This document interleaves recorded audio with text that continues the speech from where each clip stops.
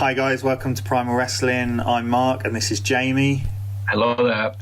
And today we're just going to do a quick roundup of all the events from WWE this week. We had Fastlane at the weekend, then Raw and Smackdown, and we're also going to talk about what we think is going to happen next week. So we'll kick straight off with Fastlane on Sunday night, and obviously the big talking points about that. Is there any way you want to start, Jamie, or...? Should we start at the top? I'm guessing it's the most talked about thing this week, and that is obviously Goldberg beating Kevin Owens with the assist from Jericho in 22 seconds. It has officially been announced now. So, were you surprised at that, or your thoughts? I think. Yeah, you go first. Sorry, I can't. No, I was just going to say. I think, like I said in my kind of review afterwards, that it actually dawned on me more on the day that there's no way they were going to let Kevin Owens go longer than Brock Lesnar did against Goldberg. And then obviously as the show progressed and they kind of added in these middle matches and that, it came evident that... It came pretty evident that the last match was going to be pretty quick. The one thing I did want, and again I said this in my other video, was I really enjoyed Kevin Owens keep getting out the ring and stuff. Yeah. And I wanted him to do that more. I wanted him to get to a point where the crowd started really getting on him about it and stuff. I thought he'd done it quite a bit, but I reckon he could have just taken it that bit further. But yeah, as a whole, I enjoyed Jericho coming out and Goldberg winning the title. It's one of those things. It was inevitable. Really. It was inevitable. It was like everyone watching Fastlane knew it was going to happen, whether they wanted it to or not. Like Goldberg was going to win.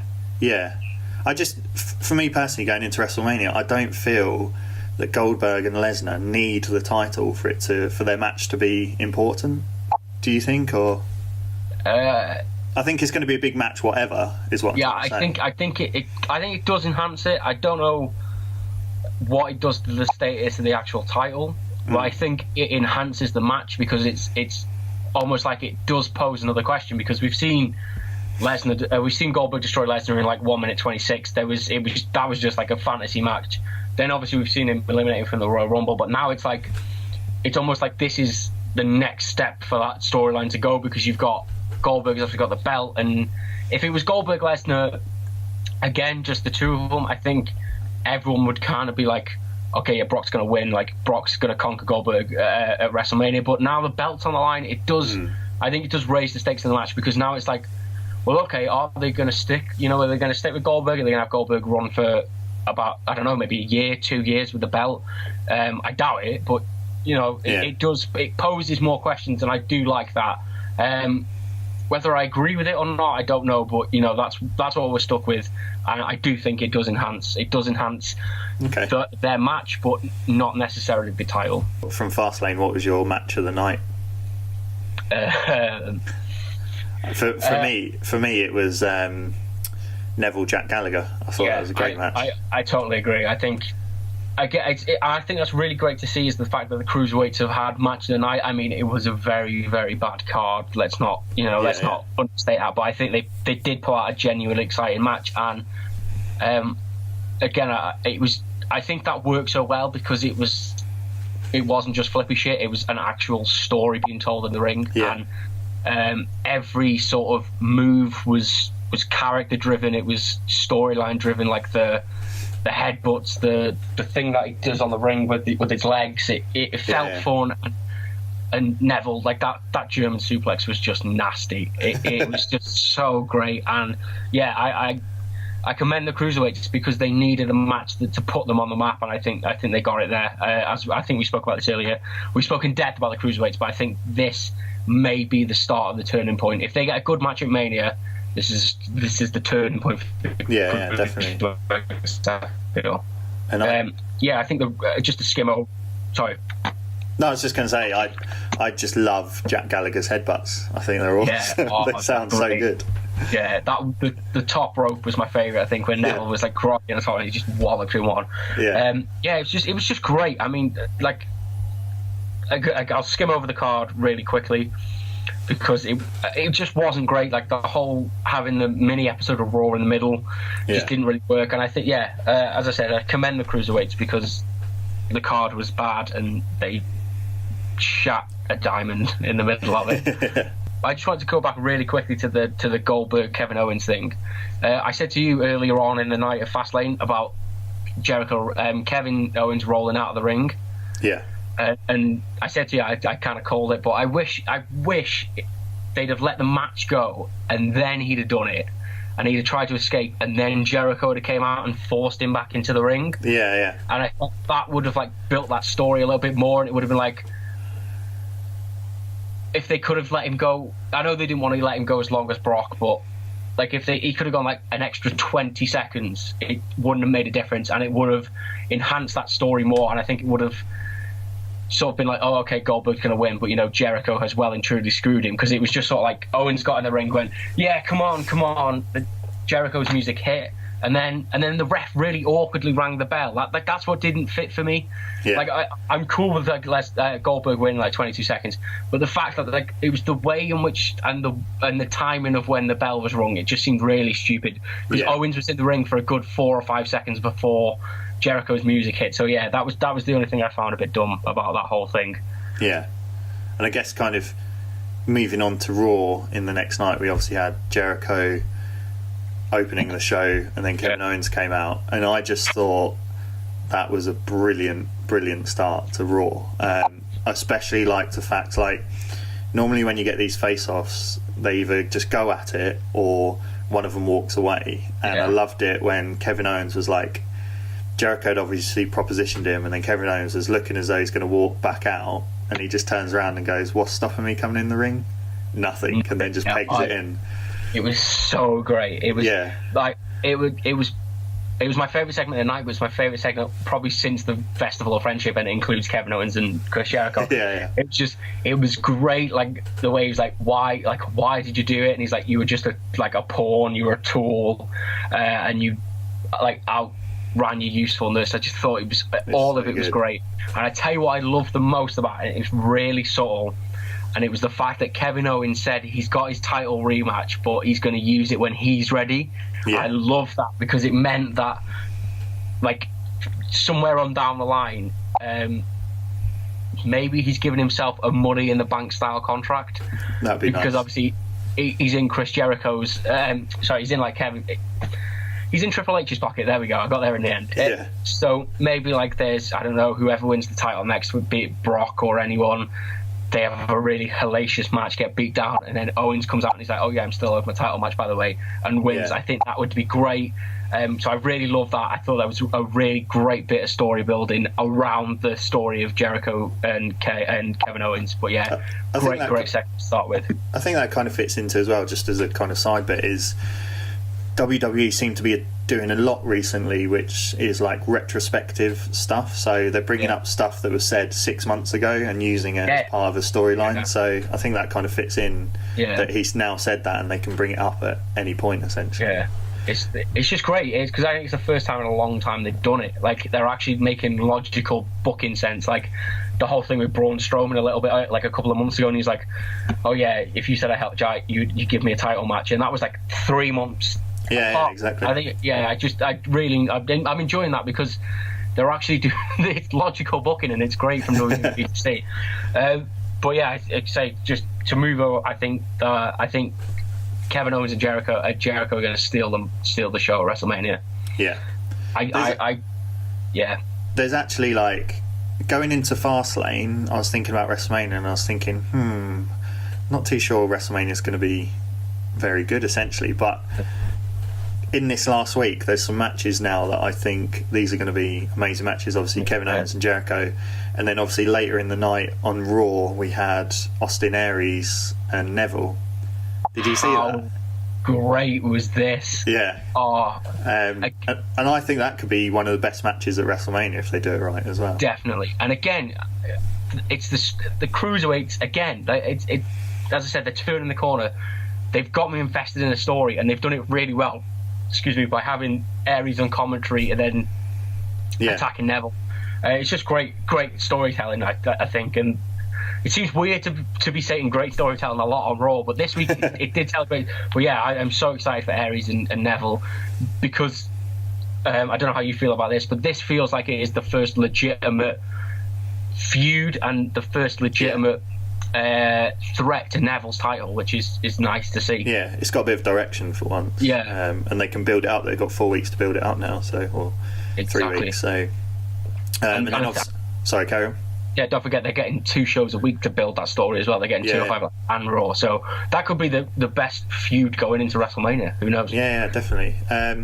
Just trying to quickly think of anything else from Raw. Obviously, the women's championship is now Bayley, Flair, and Sasha Banks. Yeah. Right. Yeah. Yeah. I'll pose you a question. Do you think Nia Jax is getting added to the mix?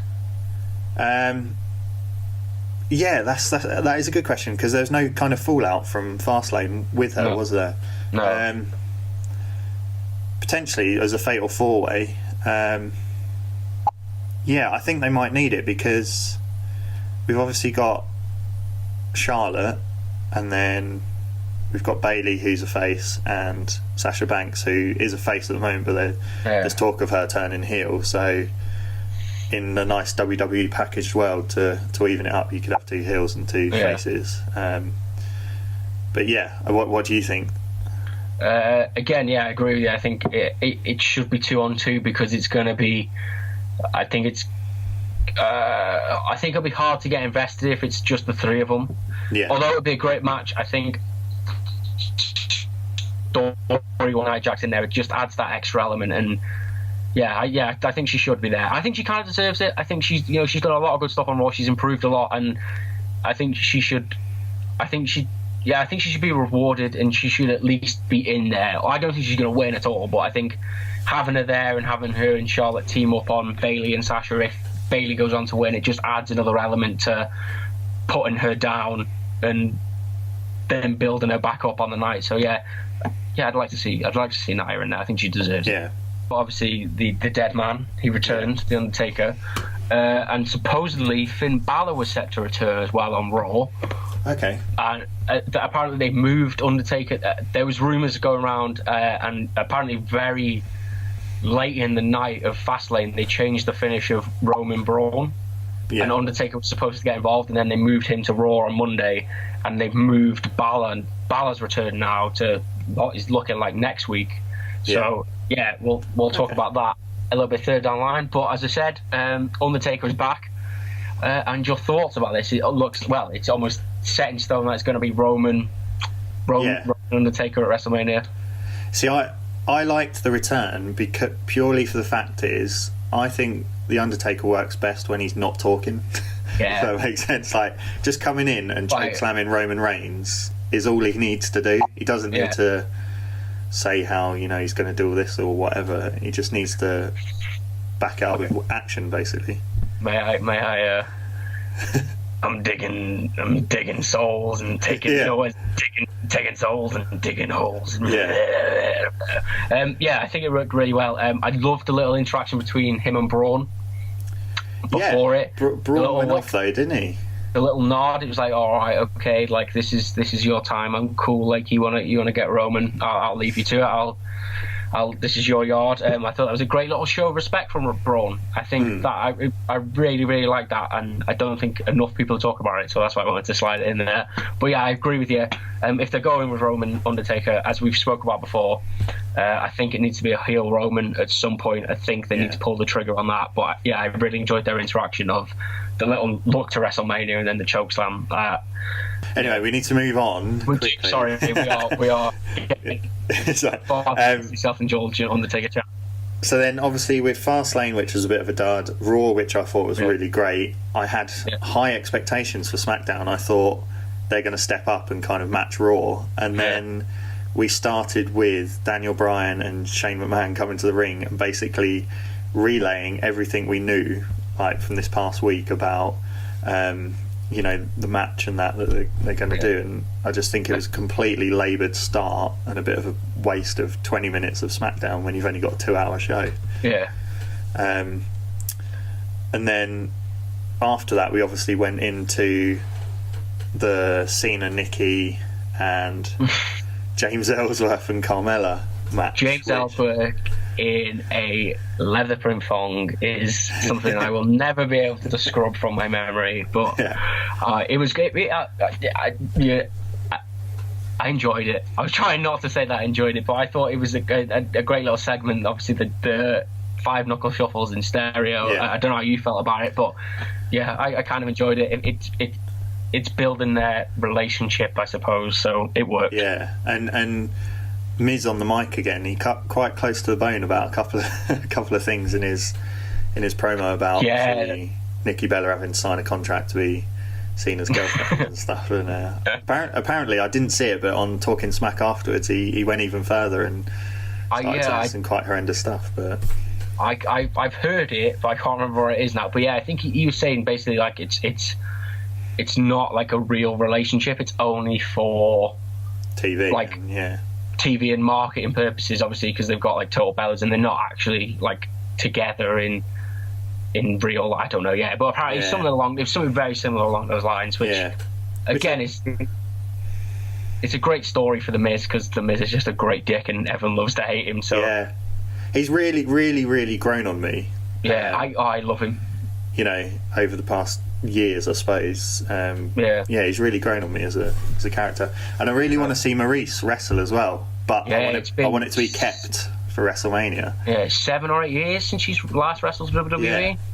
So I think they've got to keep it till Mania. They can't be like giving that away for free on TV, because I think people will really get interested in this match. I think it's not what either man should be doing, but if they're stuck with it, I think they're going to make it work, and I think it's going to be a really great match. And to be fair, no matter how much people hate Cena for what he is or what he's done, he will, as a person, he will want to make that match the best match. Do you know what I mean? He's not a person that I've been shoved to the mid card and I've just got to go through the motions. Do you know what I mean? Yeah. But see, I just want to bring this point up really quickly about Cena. If you look at the last, I suppose he wasn't on the last WrestleMania, so we'll ignore that. But the last like sort of 3 or 4 WrestleManias, he had Bray Wyatt at WrestleMania 30, wasn't in the main event. You had Rusev at 31. Obviously, he wasn't at 32, and then this year he's in a mid card match with the Miz again. And like, people give Cena a lot of shit, but he knows when the time is right, when to sort of step back and let the other guys take.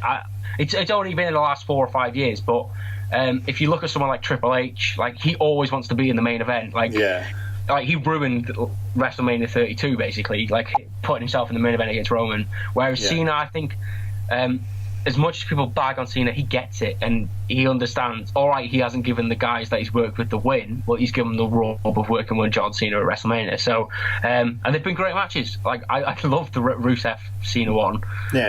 So I think they're both going to pull out a great performance at WrestleMania. Completely agree. Just wanted to defend Cena there, because block the hate. You can't see me.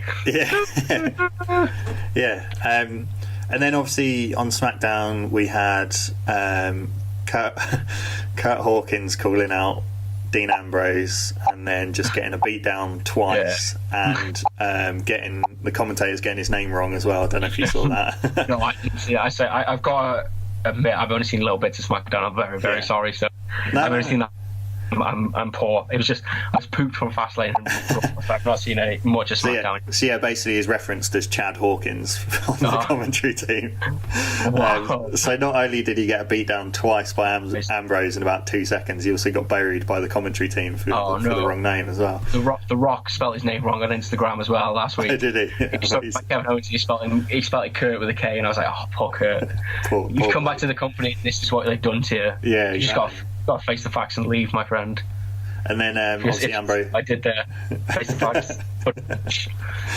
And then obviously Ambrose went looking for Baron Corbin, and we had that little tussle, which kind of leads me into thinking, I can't remember if I said this in my SmackDown review, that I would quite like to see them in whether it's a no holds barred or I quit match or something at WrestleMania. I think it would be quite good. It's a bit different to everything else. And I think they would do it well, because Baron's been built up as this kind of lone wolf.